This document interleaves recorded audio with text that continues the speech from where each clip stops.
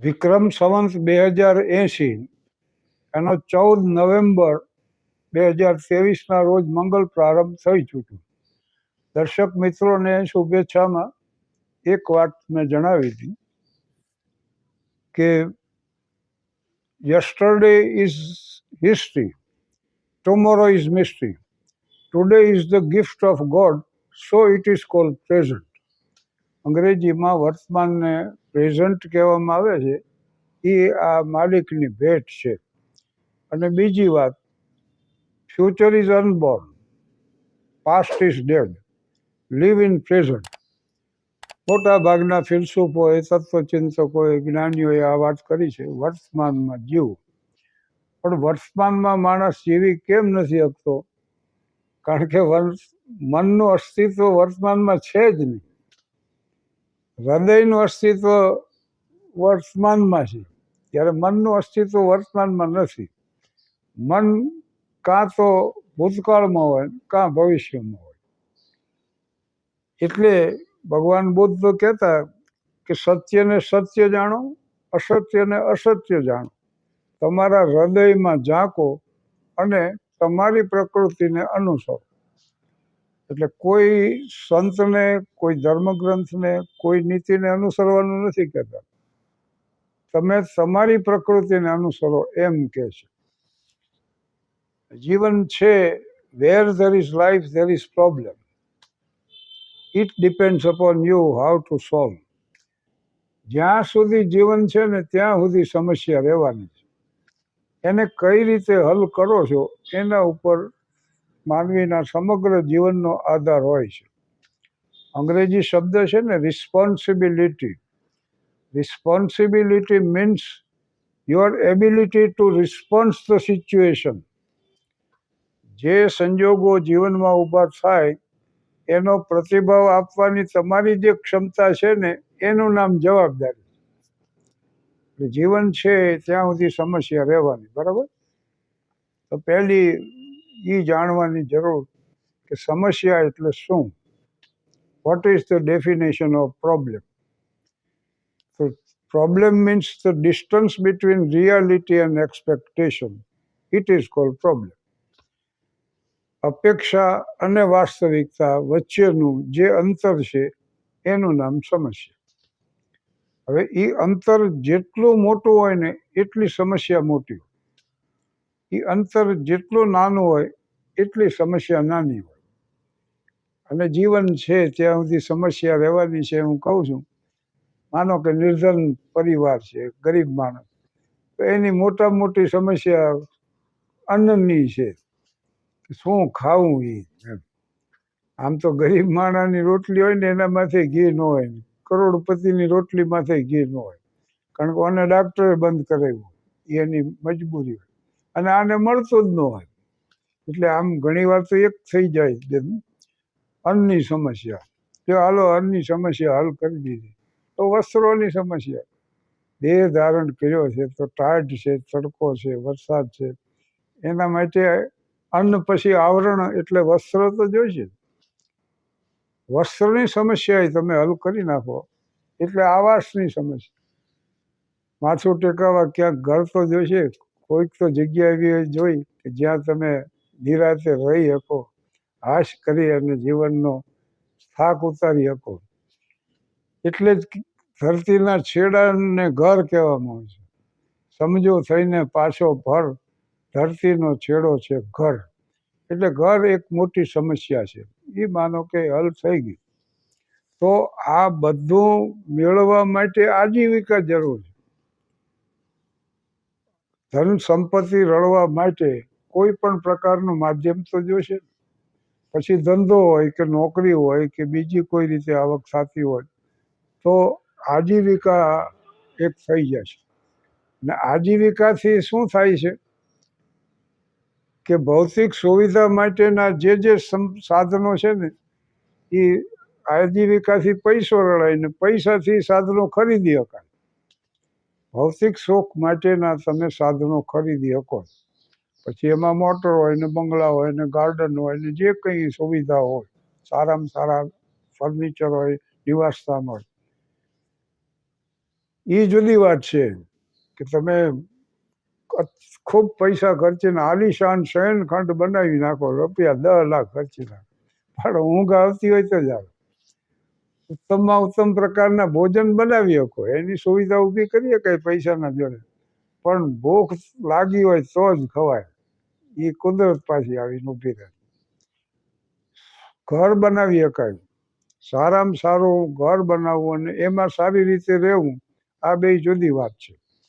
પણ આપણી વાત તો એ છે કે અન્નની સમસ્યા હલ કરી, પછી આવરણની વસ્તુઓની હલ કરી, નિવાસ સ્થાની થઈ હાલો, મકાને હારામ હારું બની ગયું. પછી હવે આ બધું હોય, આજીવિકા હોય જેનાથી આ સુવિધાઓ મેળવી શકાય, પણ જો સ્વાસ્થ્ય ન હોય તો શરીર જ તંદુરસ્ત ન હોય તો પછી આ બધું વ્યર્થ છે. એટલે આટલા વર્ષની ઉંમર પછી જો એક અનુભવ થયો હોય તો જે કંઈ તમારા જીવનમાં મેળવવું, નેતા થવું કે અભિનેતા થવું, કલાકાર થવું, ક્રિકેટર થવું, જે થવું, પણ એનું માધ્યમ શરીર છે અને શરીરનો આધાર સ્વાસ્થ્ય ઉપર છે. શરીર માધ્યમ ખરું સર્વ સાધનમ, આવું કહેવામાં આવ્યું છે. એટલે તમારું બધું ધ્યાન કેન્દ્રિત સ્વાસ્થ્ય ઉપર થાય, અને સ્વાસ્થ્યનો આધાર ખોરાક ઉપર છે, કારણ કે અહીંયાથી શરૂઆત થાય દર્દોની. બપોર થાય એટલે માણસને ભૂખ લાગે. હવે સંત હોય, જ્ઞાની હોય કે અજ્ઞાની હોય કે સજ્જન હોય કે દુર્જન હોય, ભૂખ તો લાગવાની છે. બપોર થાય અને ભૂખ લાગે એ માનવ પ્રકૃતિ છે. પણ ભૂખ લાગી હોવા છતાં એમ વિચારે કે આજ રામનવમી છે, જન્માષ્ટમી છે, 27મો રોજો છે, એટલે હું ઉપવાસ કરીશ. તો આ સંસ્કૃતિ છે. ભૂખ લાગી હોવા છતાં આ રીતે ન જમવું, એનું નામ સંસ્કૃતિ છે. અને ભૂખ ન લાગી હોય છતાંય ખાધા કરવું, એનું નામ વિકૃતિ છે. અને વિકૃતિથી જ પછી તમામ ઘણી સમસ્યાઓ ઊભી થાય છે. એટલે વધુ કાંઈ ન વિચારાય, પણ થોડીક ભૂખ રાખીને ઉઠી જવું, એમાં સ્વાસ્થ્યના મોટા ભાગના નિયમો આવી જાય છે. જીવવા માટે ખાવું, ખાવા માટે જીવવું નહીં, એવી સમજણ જો હોય તો સમસ્યાઓ હલ થઈ શકે. ચાલો, સંપત્તિ મળી ગઈ અને આ બધું થઈ ગયું અને સ્વાસ્થ્ય જ છે તમારી, પણ જો સમજણ ન હોય, સમજણ હું એ અર્થમાં કહું કે જે છે એનો સ્વીકાર કરવો એનું નામ મુક્તિ છે, અને જે છે એનો અસ્વીકાર કરવો એનું નામ બંધન છે. અને આ બંધન અને મુક્તિ બધાનો આધાર મન ઉપર છે. આવી જ્યારે જાણકારી મેળવી હોય એનું નામ સમજણ છે. બુદ્ધિ છે ને, ભલે આપણે વાપરી છે આ શબ્દ, પણ બુદ્ધિ તમે જે કંઈ કરતા હો એને વ્યાજબી ઠેરવવાનો પ્રયાસ સિવાય બીજું કંઈ કરતી નથી. વિવેક બુદ્ધિ છે એ સત્ય શું છે અને અસત્ય શું છે એટલું સ્પષ્ટ ચિત્ર તમારી આમે રજૂ કરી દે. પણ પ્રજ્ઞા છે, સમજણનું સર્વોચ્ચ શિખર છે ને એ પ્રજ્ઞા છે. Prajna is the highest form of intelligence, અને એ તમને એ જ બતાવે કે આ જ સાચું છે એમ, આ સિવાય બધું નકામું છે. કે આવી પ્રજ્ઞાની જરૂર છે, અને પ્રજ્ઞાની જ્યોત જ્યારે જીવનમાં પ્રગટે એ પછી જ્વાળાનું રૂપ ધારણ કરે ત્યારે જીવતરની તમામ કલુષિતતા હોય, તમામ દુર્ગુણો હોય, તમામ હેવાનિયત હોય, તમામ જીવતરની બદસુરતી હોય, કે જે કંઈ દુષ્કૃત્યની ભાવના હોય, એની એવી વૃત્તિ હોય, એ બધું બળીને ખાક થઈ જાય. અને છેલ્લે જે વધે ને એ સત્ય હોય, પ્રેમ હોય, કરુણા હોય. અને સત્ય એટલે જે છે તે જોવું, એવી બુદ્ધે 2600 વર્ષ પહેલા વ્યાખ્યા આપી. આ જ વાત પાછી જે કૃષ્ણમૂર્તિએ હોત કરી છે. સત્ય તો બધે એક જ ઠેકાણે જઈને ઊભા રહે છે. 50 વિદ્યાર્થીઓનો વર્ગ હોય, શિક્ષક ગણિત ભણાવતા હોય, જિંદગી નહોતી ખબર તું તો માત્ર છે ગણિત, એક પગલું ખોટું ને ખોટો આખો દાખલો. ભાઈબંધનું બર્થડે પાર્ટી હતી ને બધા ડ્રિંક લેતા હતા, મેં લીધું, બસ પતી ગઈ વાત, પછી કઈ હોય નહીં. પણ હું જે વાત કરું છું, मिर्जा गालिब नो एक शेर है, जिंदगी को इस तरह हमने सुलझा दिया, किसी से माफी मांग ली, किसी को माफ कर दिया. तो આપણે એમ માની છીએ સાજ બચતા રહે, વક્ત હોતા રહે, જિંદગી બસ यूं ही मुस्कुराती रहे, પણ એમ બનતું નથી.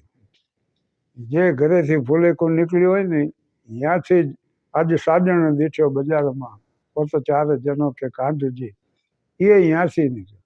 એટલે खुशी के साथ दुनिया में हजारों गम भी होते हैं, जहां बजती है शहनाई वहां मातम भी होता है. તો સત્ય એટલે જે છે તે જોવું અને સમજવું. Truth means to see the thing as it is and to understand. Love means dedication without any expectation. બલિદાનની ભાવના, સમર્પણની, ત્યાગ એનું નામ છે. પ્રેમ એમાં આપવાની જ છે વાત, લેવાનું કઈ છે જ નહીં. એટલે તો કબીર સાહેબે કીધું એ તો પ્રેમ કા ઘર હે, ખાલા કા ઘર નહીં, શીશ કાટ ભૂઈ ધરે ફીર પૈઠે માઈ. પ્રેમ ને બાડી ઉપજે, પ્રેમ ને હાટ બિકાય, રાજા પ્રજા જય રૂચે, શીશ દઈ લે જાય. જો આમાં શીશ દેવાની વાત છે. Shakespeare, the course of true love never did run smooth. Course of true love never did run smooth. Tennyson, it is better to have loved and lost than never to have loved at all. ચાહવું ને એમાં ફના થઈ જવું, એ મહત્વની વાત છે. ચાહવું જ નહીં ને ફનાય ન થવું, એમાં જીવનની સાર્થકતા નથી. તો પ્રેમ એટલે આને કરુણા, compassion means passion for all, એટલે બધાને માટે પ્રેમ, સર્વને માટે પ્રેમ, આ બાકી રહે છે. અને વિશેષમાં હું કહું કે પ્રજ્ઞાની જ્યોત જીવનમાં પ્રગટે. પ્રજ્ઞાની જ્યોત પ્રત્યેકના જીવનમાં આ નૂતન વર્ષમાં પ્રગટે ને એવી હાર્દિક શુભેચ્છા. આભાર, ધન્યવાદ.